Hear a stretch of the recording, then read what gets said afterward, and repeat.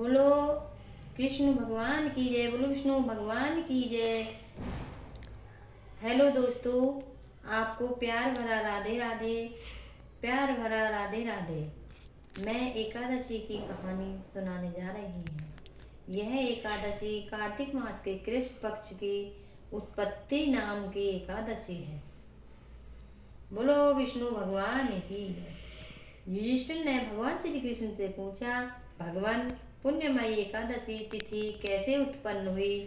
इस संसार में वह क्यों पवित्र मानी गई तथा देवताओं को कैसे प्रिय हुई?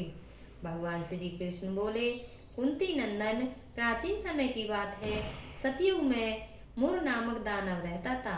वह बड़ा ही अद्भुत, अत्यंत रौद्र तथा संपूर्ण देवताओं के लिए भयंकर था। उस काल रूपधारी रौद्र तथा संपूर्ण देवताओं के लिए भयंकर था। उस काल रूपधारी दुरात्मा महासुर ने इंद्र को भी जीत लिया था।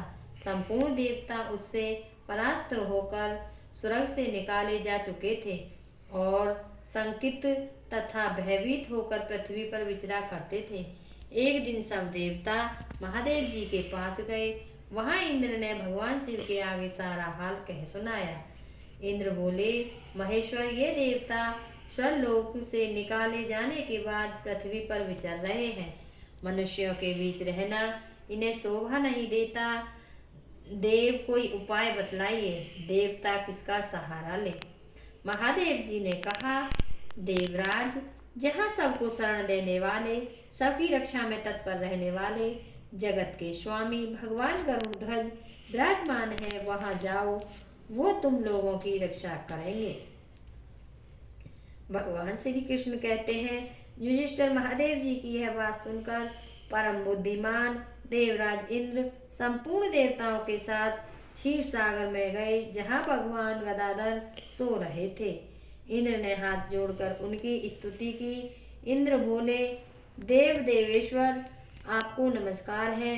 देव, आप ही पति, आप ही मति, आप ही कर्ता और आप ही कारण हैं।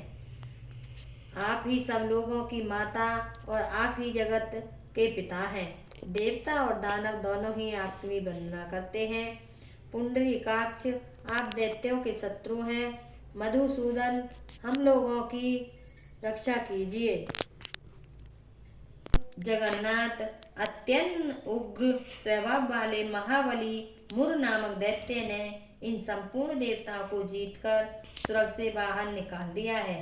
भगवान देव देवेश्वर, शरणागत वत्सल देवता भयभीत होकर आपकी शरण में आए हैं।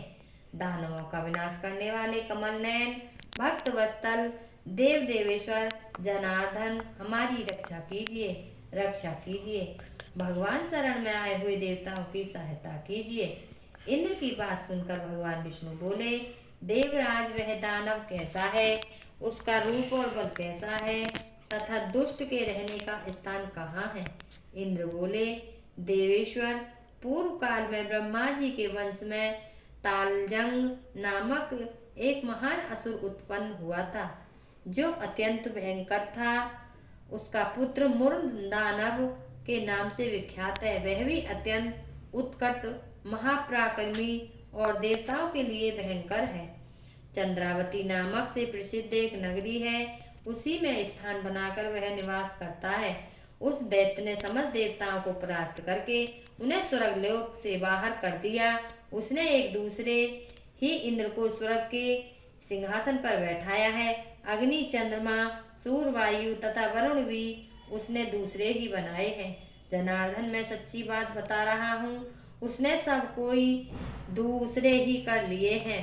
देवताओं को तो उसने उनके प्रत्येक स्थान से वंचित कर दिया है। इंद्र की बात यह सुनकर भगवान जनार्दन को बड़ा क्रोध आया। उन्होंने देवताओं को साथ लेकर चंद्रावती नगरी में प्रवेश किया। भगवान गदाधर ने देखा कि दैत्यराज बार बार गर्जना कर रहा है और उससे परास्त होकर उसकी यह ललकार सुनकर भगवान के नेत्र क्रोध से लाल हो गए। वे बोले, अरे दुराचारी दानव, मेरी इन भुजाओं को देख। यह कहकर श्री विष्णु ने अपने दिव्य बाणों से सामने आए हुए दुष्ट दानवों को मारना आरंभ किया। दानव भय से विह्वल उठे। पांडु नंदन तत्पश्चात श्री विष्णु ने दैत्य सेना पर चक्र प्रहार किया। उससे छिन्न भिन्न होकर सैकड़ों योद्धा मौत के मुख में चले गए। इसके बाद भगवान मधुसूदन बद्रिका आश्रम को चले गए। वहाँ सिंहावती नाम की गुफा थी जो 12 योजन लंबी थी। पांडु नंदन उस गुफा में एक ही दरवाजा था। भगवान विष्णु उसी में सो गए। वह दानव मुर भगवान को मार डालने के उद्योग में उनके पीछे पीछे लगा तो ही था। अतः उसने भी उस गुफा में प्रवेश किया। वह भगवान को सोते देख उसे बड़ा हर्ष हुआ। उसने सोचा यह दानवों को भय देने वाला देवता है, अतः निसंदेह इसे मार डालूंगा। युधिष्ठिर दानव के इस प्रकार विचार करते ही भगवान विष्णु के शरीर से एक कन्या प्रकट हुई जो बड़ी ही रूपवती, सौभाग्यशालिनी तथा दिव्य अस्त्र शस्त्रों से सुसज्जित थी। वह भगवान के तेज के अंश से उत्पन्न हुई थी। उसका बल और पराक्रम महान था। युधिष्ठिर दानवराज मुर ने उस कन्या को देखा। कन्या ने युद्ध का विचार करके दानव के साथ युद्ध के लिए याचना की। युद्ध छिड़ गया। कन्या सब प्रकार की युद्ध कला में निपुण थी। वह मुर नामक महान असुर के हुंकार मात्र से राख का ढेर हो गया। दानव के मर जाने के पर भगवान जाग उठे। उन्होंने दानव को धरती पर इस प्रकार निष्प्राण पड़ा देखकर कन्या से पूछा, मेरा यह शत्रु अत्यंत उग्र और भयंकर था, किसने इसका वध किया है? कन्या ने बोली, स्वामिन, आपके ही प्रसाद से मैंने इस महादैत्य का वध किया है। श्री भगवान ने कहा, कल्याणी, तुम्हारे इस कर्म से तीनों लोकों के मुनि और देवता आनंदित हुए हैं। अतः मन में जैसी इच्छा हो उसके अनुसार मुझसे कोई वर मांग लो। देव दुर्लभ होने पर भी वह वर मैं तुम्हें दूंगा, इसमें तनक भी संदेह नहीं था। वह कन्या साक्षात एकादशी ही थी। उसने कहा, प्रभु, यदि आप प्रसन्न हैं तो मैं आपकी कृपा से सब तीर्थों में प्रधान, समस्त विघ्नों का नाश करने वाली तथा सब प्रकार की सिद्धि देने वाली देवी हूँ। जनार्दन, जो लोग आप में भक्ति रखते हुए मेरे दिन को उपवास करेंगे उन्हें सब प्रकार की सिद्धि प्राप्त हो। माधव, जो लोग उपवास, भक्त, भोजन तथा एक भुक्त हो करके मेरे व्रत का पालन करें उन्हें आप धन, धर्म और मोक्ष प्रदान कीजिए। श्री विष्णु बोले, कल्याणी, तुम जो कुछ कहती हो वह सब संपूर्ण होगा।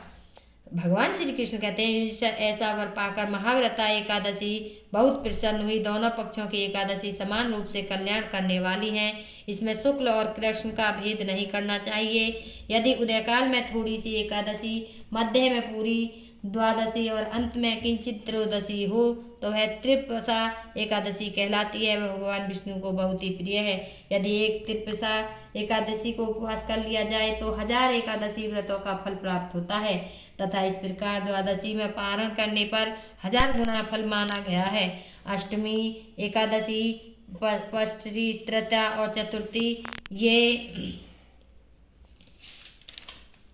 यदि पूर्व तिथि से विद्ध हो तो उनमें व्रत नहीं करना चाहिए। परिवर्तनी तिथि से युक्त होने पर ही इनमें उपवास का विधान है। पहले दिन और रात में भी एकादशी हो तो दूसरे दिन केवल प्रातःकाल एक दंड एकादशी रहे तो पहली तिथि का परित्याग करके दूसरे दिन की द्वादशी युक्त एकादशी को ही उपवास करना चाहिए। यह विधि मैंने दोनों पक्षों की एकादशी के लिए बताई है। जो मनुष्य एकादशी को उपवास करता है वह वैकुंठ धाम में जाता है। साक्षात भगवान गरुड़ध्वज विराजमान रहते हैं। जो मानव हर समय एकादशी के महात्म्य का पाठ करता है उसे 1000 गोदान का पुण्य फल प्राप्त होता है।